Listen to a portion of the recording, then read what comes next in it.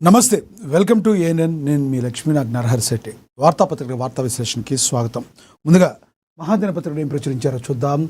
ఢిల్లీ ఓడింది, తమిళనాడు గెలిచింది. స్టాలిన్ ఆసక్తికర వ్యాఖ్యలు చేశారు. ఇక మహిళా బిల్లుల వైఫల్యానికి బీజేపీదే బాధ్యత, డీలిమిటేషన్ ముడిపెట్టి వంచారు, కేటీఆర్ ధ్వజమెత్తారు. ఇక అదేవిధంగా ట్రంప్ దూకుడుతో ప్రపంచం బేజారు, ఇరాన్ తగ్గిన ట్రంప్ నెగ్గనెవ్వరా, గల్ఫ్ గడ్డపై యుద్ధమేఘాలు, మూడో ప్రపంచ యుద్ధానికి ముహూర్తం, ఇరాన్ సన్నద్ధత, ట్రంప్ హెచ్చరిక అని కూడా ప్రచురించారు. అదేవిధంగా మరో 2 బిల్లులు వెనక్కు ప్రకటించిన కేంద్ర మంత్రి కిరణ్ రిజిజు, బిల్లులను ఓడించిన సంబరాల, అమిత్ షా ఫైర్. ఈ బిల్లు మహిళా బిల్లులు కాదు, మహిళా బిల్లు కాదు రాహుల్ గాంధీ తెలియజేశారు ఈ రకంగా. ఇక మోడీ సర్కార్కు ఎదురు దెబ్బ, వీగిపోయిన రాజ్యాంగ సవరణ బిల్లు, మహిళా రిజర్వేషన్లకు బేక్, డీలిమిటేషన్కు షాక్, తుస్సుమన్న మోడీ షా వ్యూహాలు, అసెంబ్లీ ఎన్నికల ముందు బోర్లాపడ్డ బీజేపీ, రాహుల్ నాయకత్వంలో గెలిచిన విపక్ష ఐక్యత అని కూడా ప్రచురించారు. మనందరికీ తెలుసు. మరి మహిళా రిజర్వేషన్లు 33% కావాలంటూ ఏదైతే బిల్లు ప్రవేశపెట్టబోతున్నారో దాన్ని ముడిపెడుతూ డీలిమిటేషన్కి బిల్లుకి ముడిపెడుతూ పెట్టారో దీన్ని మరి సౌత్ పార్టీలన్నీ కూడా తీవ్రంగా వ్యతిరేకించారు. రాహుల్ గాంధీ కూడా దీన్ని తీవ్రంగా వ్యతిరేకించారు. సో పార్లమెంటు సాక్షిగా బిల్ అయితే వీగిపోయింది. ప్రతికూలంగా ఓట్లు పట్టడంతో, మెజారిటీ లేకపోవడంతో, కావలసిన మెజారిటీ రాకపోవడంతో మరి మహిళా రిజర్వేషన్ బిల్లు మరి వీగిపోవటం అయితే జరిగింది. ఏం ప్రచురించారో ఒకసారి చూద్దాం. ప్రధాని మోడీకి లోక్సభ వేదికగా బిగ్ షాక్ తగిలింది. దేశవ్యాప్తంగా ఉత్కంఠ రేపిన మహిళా రిజర్వేషన్ల అమలు ప్రక్రియకు కీలకమైన రాజ్యాంగ సవరణ బిల్లు సభలో వీగిపోయింది. నారాశక్తి వందన్ అధినియమం అమలు చేయాల్సిన అమలును నియోజకవర్గాల పునర్విభజనతో ముడిపెడుతూ కేంద్ర ప్రభుత్వం ప్రతిపాదించిన 131వ రాజ్యాంగ సవరణ బిల్లుకు తగిన సంఖ్యాబలం లభించకపోవడంతో మోడీ ప్రభుత్వం ఒక్కసారిగా డిఫెన్స్లో పడిపోయింది. దేశ రక్షణ విజయాలను మ్యాజిక్ అంటూ విపక్షాలు చేసిన వ్యాఖ్యలపై అధికార పక్షం విరుచుకుపడిన కొద్దిసేపటికే ఓటింగ్ రూపంలో కేంద్రానికి గట్టి దెబ్బ తగిలింది. పార్లమెంటు సీట్ల సంఖ్యను ప్రస్తుతం ఉన్న 543 నుంచి ఏకంగా 850కి పెంచాలన్న ప్రభుత్వ ప్రతిపాదనకు విపక్షాల ఐక్యత గండి కొట్టింది. లోక్సభలో శుక్రవారం సాయంత్రం అత్యంత ఉత్కంఠభరితమైన వాతావరణం, ఓటింగ్ ప్రక్రియ ప్రారంభమైంది. రాజ్యాంగ సవరణ బిల్లుకు సంబంధించి ఎలక్ట్రానిక్ ఓటింగ్ పద్ధతిలో మొత్తంగా 489 మంది ఎంపీలు తమ ఓటు హక్కును వినియోగించుకున్నారు. ప్రభుత్వ తీర్మానానికి అనుకూలంగా 278 ఓట్లు రాగా ప్రతిపక్షాలకు చెందిన 211 మంది సభ్యులు బిల్లును తీవ్రంగా వ్యతిరేకిస్తూ ఓటు వేశారు. రాజ్యాంగ నిబంధనల ప్రకారం ఇటువంటి కీలక బిల్లు ఆమోదం పొందాలంటే సభలో 2/3 వంతు మెజారిటీ అవసరం. ప్రస్తుతం పోలైన 489 ఓట్లను పరిగణలోకి తీసుకుంటే బిల్లు గట్టెక్కడానికి కనీసం 326 మంది సభ్యుల మద్దతు కావాలి. అయితే ప్రభుత్వానికి కేవలం 278 ఓట్లే లభించడంతో 130వ రాజ్యాంగ సవరణ బిల్లు వీగిపోయినట్లుగా స్పీకర్ మరి ప్రకటించడం అయితే జరిగిందని ప్రచురించారు. దీంతో మహిళా రిజర్వేషన్ల అమలు ప్రక్రియ మరోసారి అనిశ్చితిలోకి అయితే వెళ్ళిపోయింది. వ్యూహమా, వైఫల్యమా? కేంద్ర హోంమంత్రి అమిత్ షా సభలో ప్రతిపక్షాలకు సవాల్ విసిరిన కొద్దిసేపటికే ఈ పరిణామం చోటు చేసుకోవడంతో రాజకీయ వర్గాల్లో ఇదొక సంచలనంగా మారింది. మరి డీలిమిటేషన్ మహిళా రిజర్వేషన్ ముడిపెట్టిందని తక్షణమే కోటా అమలు చేయాలని పట్టుపట్టిన ఇండియా కూటమి సభ్యులు ఓటింగ్ సమయంలో ఒక్కతాటిపై నిలిచి ప్రభుత్వ వ్యూహాన్ని అడ్డుకున్నారు. ముఖ్యంగా దక్షిణాది రాష్ట్రాల ప్రాతినిధ్యం తగ్గిపోతుందనే ఆందోళన మధ్య సీట్ల సంఖ్యను 850కు పెంచాలన్న ప్రతిపాదనను విపక్షాలు తీవ్రంగా ప్రతిఘటించాయి. మహిళా బిల్లుకు మద్దతిస్తామంటూనే దాన్ని డీలిమిటేషన్తో జోడించడాన్ని తాము అంగీకరించబోమని ఓటింగ్ ద్వారా స్పష్టం చేశాయి. ఈ ఓటంతో 2029 నాటి మహిళలకు 33% కోటా కల్పించాలన్న ప్రభుత్వ లక్ష్యం చేరుకోవడం ఇప్పుడు పెను సవాలుగా మారింది. ఈ రాజ్యాంగ సవరణ బిల్లు వీగిపోవడం వల్ల మహిళా రిజర్వేషన్ అమలు ఏళ్ల తరబడి వాయిదా పడే ప్రమాదం ఉందని రాజకీయ విశ్లేషకులు హెచ్చరిస్తున్నారు. ప్రభుత్వం తదుపరి అడుగు ఎలా ఉండబోతుంది? మళ్లీ బిల్లును సవరించి తెస్తుందా, లేక ఉమ్మడి సభను పిలుస్తుందా అనే అంశాలపై ఉత్కంఠ నెలకొంది. విపక్షాలు మాత్రం ఇది తమ నైతిక విజయమని, మహిళల హక్కుల పేరుతో నియోజకవర్గాల సంఖ్యను అడ్డగోలుగా పెంచి రాజకీయ ప్రయోజనం పొందాలన్న కేంద్రానికి ఇది గట్టి చెంపపెట్టని వాళ్ళు అభివర్ణించుకుంటున్నారు. సభలో చోటు చేసుకున్న ఈ పరిణామం రాబోయే రోజుల్లో దేశ రాజకీయాల్లో సంచలనాలు సృష్టించబోతున్నదానికి ఖాయంగా కనబడుతుందని ప్రచురించడం అయితే జరిగింది. దీంతో మరి ఒక రకంగా చెప్పాలంటే నైతికంగా ఇది మరి కేంద్ర ప్రభుత్వానికి, బీజేపీ ప్రభుత్వానికి ఇది ఒక పెద్ద ఎదురు దెబ్బగా మనందరం కూడా భావించవచ్చు. ఎక్స్పెక్ట్ చేయలేదని మనం అనుకోవచ్చు. మరి అందరూ కూడా సౌత్ రాష్ట్రాలన్నీ కూడా ఏకతాటిపడికి ఉండడంలో దాన్ని లీడ్ చేస్తూ కాంగ్రెస్ పార్టీ రాహుల్ గాంధీ ఆధ్వర్యంలో తీసుకున్న స్టెప్ అయితే మరి ఒక రకంగా మోడీ సర్కార్కు బిగ్ షాక్ ఇచ్చిందని మనం చెప్పుకోవచ్చు. ఇక అదేవిధంగా చూసుకుంటే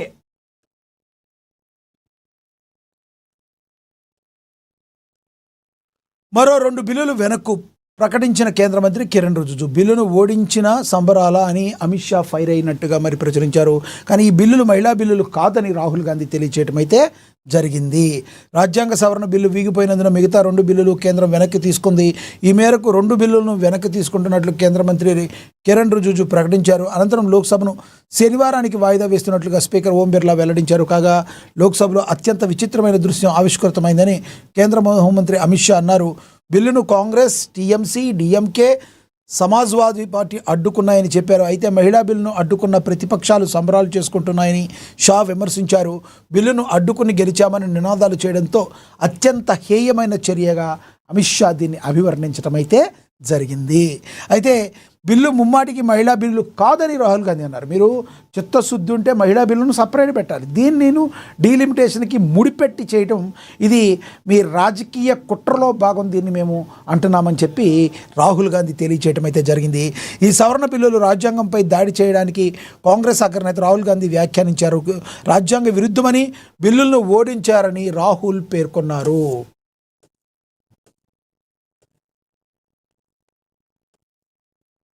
మహిళా రిజర్వేషన్ బిల్లుకు తాము వ్యతిరేకం కాదని, మహిళా బిల్లును డీలిమిటేషన్తో ముడిపెట్టారని రాహుల్ వ్యాఖ్యానించారు. ప్రస్తుతం ప్రవేశపెట్టిన బిల్లు ముమ్మాటికి మహిళా బిల్లు కాదని, ఇది భారతీయ రాజకీయ నిర్మాణంపై దాడి అని తెలిపారు. దేశ రాజకీయ నిర్మాణాన్ని మార్చే కుట్రను అడ్డుకున్నామన్నారు. బిల్లు వీగిపోవడంతో ఎన్డీఏ ఎంపీలు ఆందోళన చెందారు. లోక్సభలో 131 రాజ్యాంగ సవరణ బిల్లులు వీగిపోవడంతో ఎన్డీఏ ఎంపీలు ఆందోళనకు దిగారు. మహిళా ఎంపీలు పార్లమెంటు వెలుపల నిరసన వ్యక్తం చేశారు. మహిళా రిజర్వేషన్లకు అనుకూలంగా, ప్రతిపక్షాలకు వ్యతిరేకంగా ఎన్డీఏ ఎంపీలు పెద్ద ఎత్తున నినాదాలు చేశారు. మరి దీన్ని ఎన్డీఏనేమో వీళ్ళు అడ్డుకున్నారని చెప్తుంటే ఇది అసలు మహిళా బిల్లు కానే కాదని మరి రాహుల్ గాంధీ, కాంగ్రెస్, అలాగే మరి సౌత్ రాష్ట్రాల ఎంపీలు అయితే చెప్పడం అయితే జరిగింది. ఇక తదుపరి చూసుకుంటే దేశ చరిత్రలో సువర్ణ దినం, జాతీయ విపత్తు నివారించిన రోజు. రాహుల్ ఖర్గే నాయకత్వంలో ప్రజాస్వామ్య శక్తుల విజయమని సీఎం రేవంత్ రెడ్డి హర్షం వ్యక్తం చేశారు. దక్షిణాది గొంతు బలంగా వినిపించిన సీఎం రేవంత్ అని కూడా ప్రచురించడం జరిగింది. లోక్సభలో 131 రాజ్యాంగ సవరణ బిల్లు వీగిపోయిన నేపథ్యంలో జాతీయ విపత్తు నివారించిన రోజు అని సీఎం రేవంత్ రెడ్డి పేర్కొన్నారు. ప్రజాస్వామ్య శక్తులు, ప్రతిపక్షాలు కలిసి జాతీయ విపత్తును నివారించాయన్న రాహుల్ గాంధీ ఖర్గే నేతృత్వంలో జాతీయ విపత్తును అడ్డుకున్నారన్నారు. దేశ చరిత్రలో సువర్ణ దినంగా ఇవాళ గుర్తుండిపోతుందని, నల్ల బిల్లులు ఓడించేందుకు ఏకమైన మిత్రపక్షాల నేతలకు ధన్యవాదాలు తెలిపారు. లోక్సభలో 131 రాజ్యాంగ సవరణ బిల్లు వీగిపోవడంపై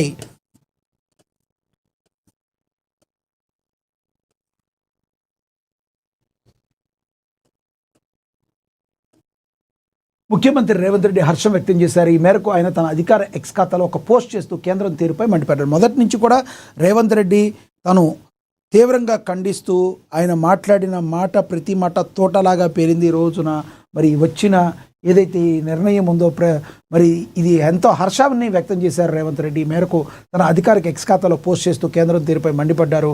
రాజ్యాంగ స్ఫూర్తిని, దక్షిణాది రాష్ట్రాల ప్రయోజనాలను కాపాడుకోవడంలో ఈ రోజు చరిత్రలో నిలిచిపోయిందని పేర్కొన్నారు. మహిళా రిజర్వేషన్ల ముసుగులో దక్షిణాది రాష్ట్రాల గొంతు నొక్కేందుకు కేంద్రం పన్నిన డీలిమిటేషన్ కుట్రను ప్రజాస్వామ్య శక్తులు సమర్థవంతంగా అడ్డుకున్నాయి. ఇది కేవలం ఒక బిల్లు వీగిపోవడం కాదు, సమాఖ్య స్ఫూర్తికి దక్కిన విజయమని రేవంత్ రెడ్డి పేర్కొన్నారు. రాజ్యాంగ సవరణల పేరుతో దేశ రాజకీయ సమతుల్యతను దెబ్బతీస్తున్న ఏ శక్తులు ప్రయత్నించినా పార్లమెంటరీ ప్రజాస్వామ్యం వాటిని తిప్పి కొడుతుందని ఈ ఓటింగ్ నిరూపించిందని ఆయన అభిప్రాయపడ్డారు. దేశ చరిత్రలోనే ఇదొక మంచి రోజుగా వీరు అభివర్ణించడం అయితే జరిగింది. ఇక అదేవిధంగా చూస్తే మహాపత్రిక ఏఎన్ఎన్ మహా ఆధ్వర్యంలో మోడల్ వెబ్సైట్ ఏప్రిల్ 19 ఆదివారం మెగా గ్రాండ్ టెస్ట్ జరగబోతుంది. రాష్ట్ర స్థాయిలో రిసోర్స్ పర్సన్స్ రూపొందించిన ప్రశ్నాపత్రం అని దీని గురించి కూడా ఒక యాడ్ లాగా వేయటం అయితే జరిగింది. కావాల్సిన వాళ్ళు మీరు అప్లై చేసుకోవచ్చు. ఇక అదేవిధంగా చూసుకుంటే రాహుల్ దెబ్బ, బీజేపీకి రివర్స్ కొట్టిన గాంధీ వ్యూహం, నిన్నటి పరిహాసం నేటి ప్రభంజనం. తమిళగడ్డ నుంచి బెంగాల్ దాకా రాహుల్ మేనియాలో దేశం ఉండిపోయిందని కూడా ప్రచురించడం అయితే జరిగింది. ఇక రాహుల్ వ్యూహాల ముందు మోడీ షాల 3 బిల్లుల వ్యూహం చిత్తయింది. భారత రాజకీయాలు ఇప్పుడు ఒకటే చర్చ. రాహుల్ గాంధీ విశ్వరూపం ఒకప్పుడు ఆయన తక్కువ అంచనా వేసిన వారు, వ్యంగ్యాస్త్రాలు సంధించిన వారు సైతం ఇప్పుడు ఆయన వ్యూహాలకు నివ్వెరపోతున్నారు. రాజకీయాల్లో ఎవరికైనా ఎదురు దెబ్బలు తగిలితే కుంగిపోతారు.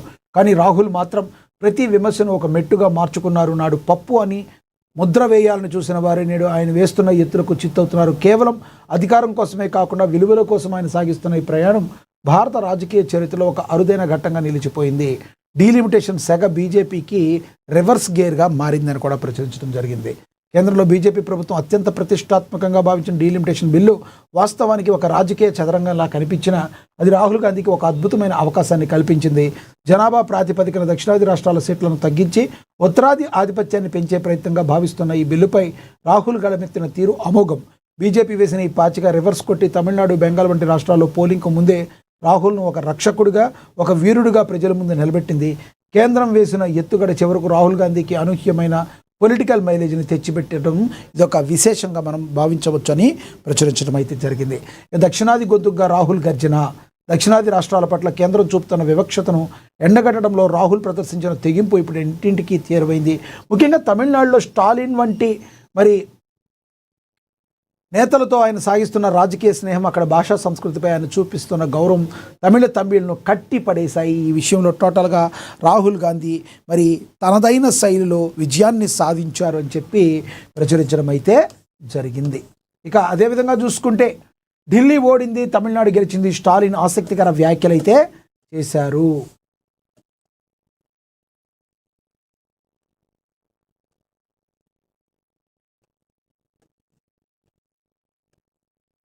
ఇచ్చారు చూద్దాం. ఢిల్లీ ఓడిపోయింది, తమిళనాడు గెలిచింది. ఏప్రిల్ 23న ఢిల్లీ అహంకారాన్ని, ఆ అహంకారానికి మద్దతు ఇచ్చే బానిసలను మనం కలిసి ఓడిద్దామని స్టాలిన్ పిలుపునిచ్చారు. అంతేకాకుండా ఈ బిల్లు ప్రతులను తగలబెడుతుండగా ఒక ఫోటోను కూడా ఆయన పంచుకున్నారు. లోక్సభలో ఒక రాజ్యాంగ సవరణ బిల్లు పాస్ కావడానికి అవసరమైన ప్రత్యేక మెజారిటీని సాధించడంలో కేంద్ర ప్రభుత్వం విఫలమైంది. ఈ నేపథ్యంలో స్టాలిన్ ఈ వ్యాఖ్యలు చేయడం అత్యంత ప్రాధాన్యతను సంతరించుకున్నాయి అని ప్రచురించారు. ఇక అదేవిధంగా మనం చూసుకుంటే బీఆర్ఎస్ వర్కింగ్ ప్రెసిడెంట్ కేటీఆర్ కూడా ఈ వైఫల్యానికి కేంద్రమే బాధ్యత, ఇది కేవలం మహిళా బిల్లుల వైఫల్యమని, ఇది బీజేపీ బాధ్యత వహించాలని, డీలిమిటేషన్ ముడిపెట్టి వంచారని కేటీఆర్ ధ్వజమైతే ఎత్తారు. దాని గురించి కూడా ప్రచురించడం అయితే జరిగింది. ఇక మహిళా రిజర్వేషన్ బిల్లు పార్లమెంట్లో వీగిపోవడానికి భారతీయ జనతా పార్టీ అనుసరించిన అనాలోచిత విధానాలు, రాజకీయ కుతంత్రాలే కారణమని బీఆర్ఎస్ కార్యనిర్వాహక అధ్యక్షుడు కేటీఆర్ తీవ్రస్థాయిలో ధ్వజమెత్తారు. దేశంలోని మహిళా లోకానికి దక్కాల్సిన చారిత్రక అవకాశాన్ని కేంద్ర ప్రభుత్వం తన స్వార్థ రాజకీయాల కోసం బలి తీసుకుందని ఆయన ఆరోపించారు. మహిళా సాధికారతపై బీజేపీకి ఏమాత్రం చిత్తశుద్ధి లేదని, నేటి పరిణామాలతో తేటతల్లమైందని, కేవలం ఎన్నికల లబ్ధి కోసం ఈ అవకాశాన్ని వాడుకుని మహిళలను వెన్నుపోటు పొడిచారని మండిపడ్డారు. మహిళా బిల్లును ఉద్దేశపూర్వకంగానే నియోజకవర్గాల పునర్విభజన, డీలిమిటేషన్ అంశంతో ముడిపెట్టడం వల్ల ఈ దుస్థితి దాపురించిందని కేటీఆర్ విమర్శించారు. ప్రస్తుతం ఉన్న 543 లోక్సభ స్థానాలతోనే రిజర్వేషన్లు అమలు చేసే అవకాశం ఉన్నప్పటికీ కేంద్రం కావాలనే చిక్కుముళ్లు తెచ్చిపెట్టిందని ఆగ్రహం వ్యక్తం చేశారు.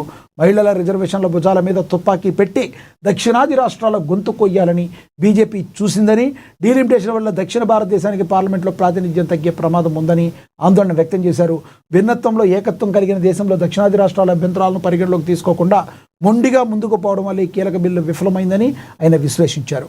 బీఆర్ఎస్తో సహా దేశంలోని మెజారిటీ రాజకీయ పార్టీలు మహిళా రిజర్వేషన్లకు బేషరతుగా మద్దతు పలికిన విషయాన్ని కేటీఆర్ గుర్తు చేశారు. ఇప్పటికైనా కేంద్రం తన నిజాయితీని నిరూపించుకోవాలంటే డీలిమిటేషన్ నిబంధన లేకుండా కేవలం మహిళా రిజర్వేషన్ల కోసమే ఒక కొత్త బిల్లును ప్రవేశపెట్టి తక్షణమే అమలు చేయాలని డిమాండ్ చేశారు. డీలిమిటేషన్ అనేది అత్యంత సంక్లిష్టమైన అంశమని, దీన్ని అన్ని రాష్ట్రాలతో విస్తృతమైన చర్చలు జరపాల్సిన అవసరం ఉందని ఆయన హితవు పలికారు. లోక్సభలో జరిగిన పరిణామాలను బట్టి బీజేపీ ఎప్పటికైనా గుణపాఠం నేర్చుకోవాలని సూచించారు. రాష్ట్ర ప్రయోజనాల విషయంలోనూ కేంద్రం వివక్ష చూపుతుందని కేటీఆర్ ఈ సందర్భంగా ఆరోపించారు. తెలంగాణ పునర్విభజన చట్ట ప్రకారం రాష్ట్రంలో అసెంబ్లీ సీట్ల పెంపు అనేది తమ హక్కు అని స్పష్టం చేశారు. జమ్మూ కాశ్మీర్, అస్సాం వంటి రాష్ట్రాల్లో దేశవ్యాప్త డీలిమిటేషన్తో సంబంధం లేకుండా సీట్ల పెంపు చేపట్టిన కేంద్రం తెలంగాణ విషయంలో ఎందుకు నిర్లక్ష్యం వహిస్తుందని ప్రశ్నించారు. 2028 లోపు తెలంగాణ అసెంబ్లీ సీట్లను పెంచేలా ఈ పార్లమెంటు సమావేశాలను ప్రత్యేక బిల్లును తీసుకురావాలని కేటీఆర్ గట్టిగా డిమాండ్ చేయడం అయితే జరిగింది. ఓవరాల్గా చూసుకుంటే బీజేపీకి ఇది ఒక పెద్ద మైనస్గా మారే అవకాశం చాలా స్పష్టంగా కనబడుతుందని రాజకీయ విశ్లేషకులందరూ కూడా చెప్తున్నారు. ఇది ఇలా ఉంటే ట్రంప్ దూకుడుతో ప్రపంచం బేజారవుతుంది. ఇరాన్ తగ్గిన ట్రంప్ నెగ్గనివ్వరా? గల్ఫ్ గడ్డపై యుద్ధ మేఘాలు, మూడో ప్రపంచ యుద్ధానికి ముహూర్తం. ఇరాన్ సన్నద్ధత, ట్రంప్ హెచ్చరిక కూడా జారీ చేశారని కూడా ప్రచురించారు. ఇక్కడ చూస్తే ప్రపంచ తైల వాణిజ్యానికి గుండెకాయ వంటి హార్మోజ్ జలసంధి ఇప్పుడు అగ్నిగుండంగా మారుతుంది. ఇరాన్ మెట్టుదిగి జలసంధిని తెరిచేందుకు సిద్ధమైన ప్రకటించినప్పటికీ అగ్రరాజ్యం అమెరికా మాత్రం తన మొండి పట్టును వేయటం లేదు. ఇరాన్ ఒప్పుకున్నా మేము ఒప్పుకోమంటూ మాజీ అధ్యక్షుడు ప్రస్తుత కీలక నేత అభ్యర్థి డొనాల్డ్ ట్రంప్ చేసిన వ్యాఖ్యలు అంతర్జాతీయ స్థాయిలో పెనుప్రకంపన సృష్టిస్తున్నాయి. ఈ వివాదం కేవలం 2 దేశాల మధ్య ఘర్షణగా కాకుండా ప్రపంచ ఆర్థిక వ్యవస్థను కుప్పకూల్చేలాగా మహాసంక్షోభం మారే సూచనలు కనబడుతున్నాయి. ట్రంప్ అనుసరిస్తున్న ఈ కఠిన వైఖరి వెనుక ఉన్న అసలు వ్యూహాలేమిటో అర్థం కాక ప్రపంచ దేశాలు అయితే తలలు పట్టుకుంటున్నాయి. ఈ ట్రంప్ని డైరెక్ట్గా దరిద్రుడు అని తిట్టుకునే వాళ్ళు కూడా లేకపోలేదు. ఎందుకంటే అందరికీ కూడా ఆకలిగా ఉందిరా నాయన అని ప్రపంచ దేశాలు అలో లక్షణాన్ని ఇస్తుంటే ఈయన రాజకీయ వ్యూహాల కోసం అన్ని ప్రపంచ దేశాలను మరి దౌర్భాగ్యమైన పరిస్థితుల్లో ఉండేటట్టు చేస్తున్నాడు ఈ ట్రంప్ అని ఎంతోమంది విశ్లేషకులు అభిప్రాయపడుతున్నారు. ఇక హర్మూజ్ గల్ఫ్ గుండెకాయ హర్మూజ్ జలసంధి ప్రాముఖ్యత గురించి ఎంత చెప్పినా తక్కువే. ప్రపంచవ్యాప్తంగా సరఫరా అయ్యే ముడి చమురులో దాదాపుగా 20-30% ఈ ఇరుకైన జలమార్గం నుంచే వెళుతుంది. Saudi Arabia, UAE, Kuwait, Iraq వంటి దేశాలు చమురు ఎగుమతులు దీనిపైన ఆధారపడి ఉన్నాయి. ఒకవేళ ఇక్కడ ట్రాఫిక్ నిలిచిపోయినా లేక యుద్ధం సంభవించిన ప్రపంచ దేశంలో పెట్రోల్, డీజిల్ ధరలు ఆకాశాన్ని తాకడం ఖాయం.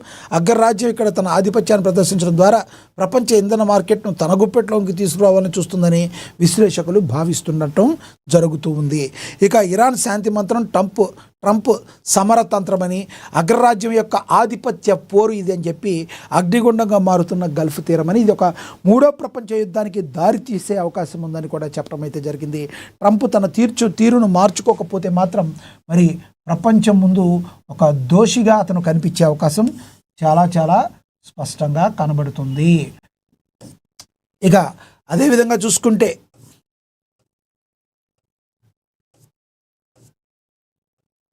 కేపీహెచ్బీలో భారీ అగ్ని ప్రమాదం జరిగింది. నడి రోడ్డుపై అగ్నికి ఆహుతైంది ఓ ప్రైవేటు బస్సు. తిరుటిలో తప్పింది పెను ప్రమాదం అని కూడా ప్రచురించడం జరిగింది. అదేవిధంగా చూసుకుంటే శాస్త్రీపురం ఫలక్ నుమా రైల్వే ఓవర్ బ్రిడ్జ్ని ప్రారంభించారు. మరి రాజేంద్ర నగర్ లో మంత్రి దుద్దుళ్ల శ్రీధర్ బాబు ప్రారంభించడం అయితే జరిగిందని కూడా ప్రచురించడం అయితే జరిగింది. అదేవిధంగా ఉద్యోగుల పీఆర్సీని జూన్ 2 ప్రకటించాల్సిన డిమాండ్ చేశారు. రంగారెడ్డి జిల్లాలో నల్ల బ్యాడ్జీలు ధరించి జిల్లా కార్యాలయం ఎదుట ఉద్యోగులు తమ నిరసన తెలియజేశారు.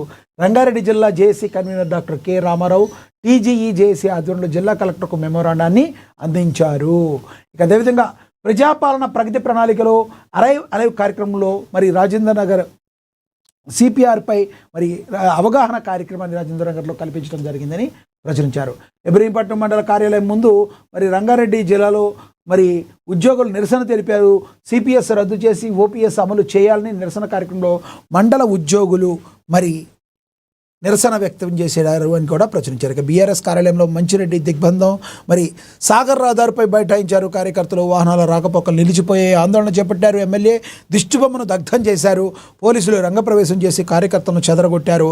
అరాచకాలు ఆగడాలు ఆపకుంటే తిరగబడదామని మరి మాజీ ఎమ్మెల్యే మంచిరెడ్డి కిషన్ రెడ్డి తీవ్ర హెచ్చరికలు జారీ చేశారని ప్రచురించడం అయితే జరిగింది.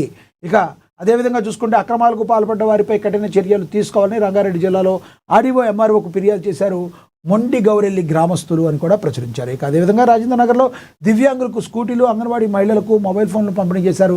ఎమ్మెల్యే ప్రకాష్ గౌడ్ అని కూడా ప్రచురించడం అయితే జరిగింది.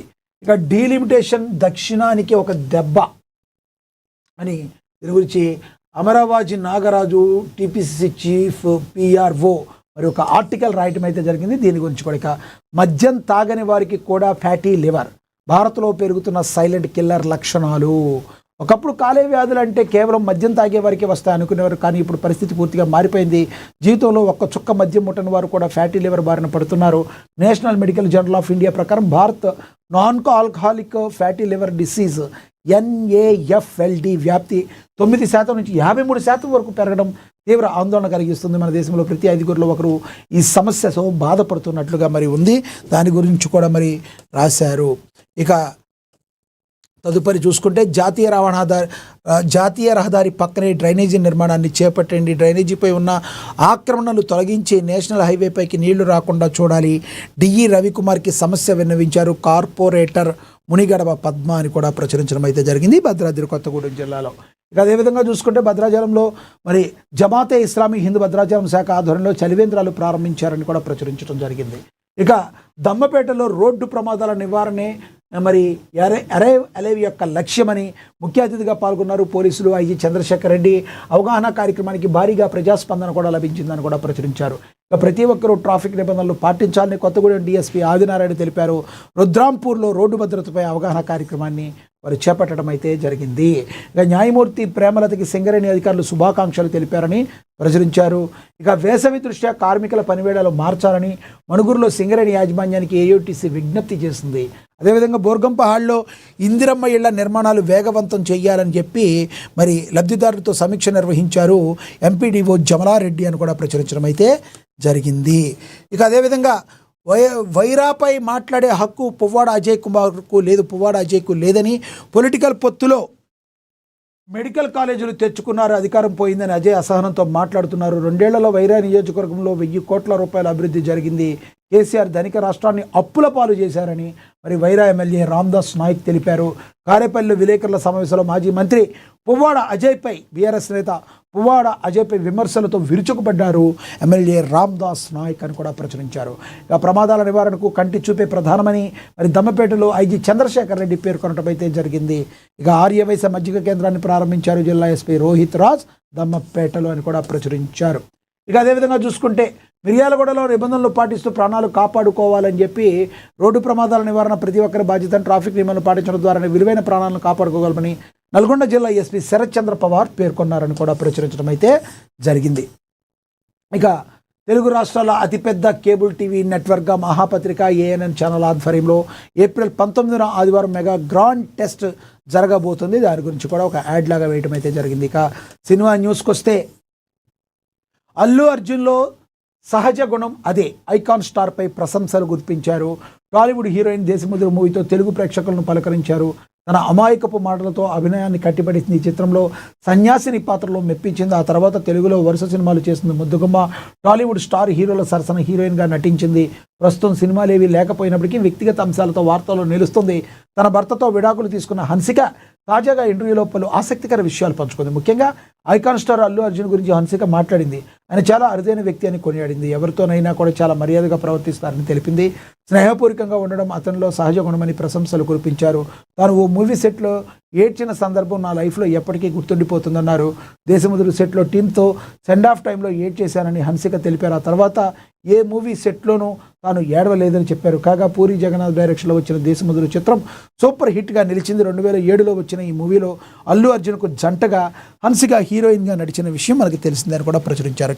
హీరోయిన్ రాశి ఖన్నా ఎవరైతే నగదు మాయమైందంట, హీరోయిన్ రాశి ఖన్నాకు చేదు అనుభవం ఎదురైంది. తాను నటిస్తున్న ఓ మూవీ షూటింగ్లో ఆమె నగదు చోరీ గురైంది. రాశి హ్యాండ్ బ్యాగ్ నుంచి 50,000ను తస్కరించినట్లుగా తెలుస్తుంది. మూవీ సెట్స్లోని వానిటీ వ్యాన్లో పనిచేస్తున్న ఓ ఉద్యోగి ఈ దొంగతనానికి పాల్పడ్డారు. అతను వెంటనే గుర్తించిన భద్రతా సిబ్బంది అతన్ని చితకబాది బయటకు గెంటేశారు.